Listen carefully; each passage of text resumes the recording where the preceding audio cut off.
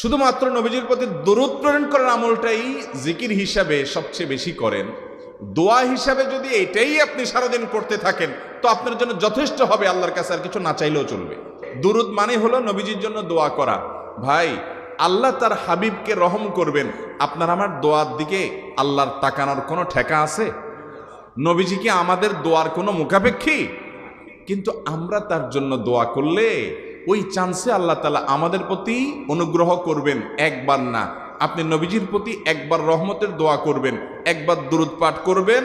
মান সাল্লা আলাইয়া মাররাতান সাল্লাল্লাহু আলাইহি আশারা, নবীজি সাল্লাল্লাহু আলাইহি সাল্লাম বলেছেন, একবার আমার জন্য তোমরা দোয়া করলে, আমার প্রতি দুরূদ পাঠ করলে, আল্লাহ তাআলা তোমাদের জীবনে 10 বার 10 জায়গায় 10 টাইমস তোমাদের উপরে আল্লাহ তাআলা অনুগ্রহ করবেন।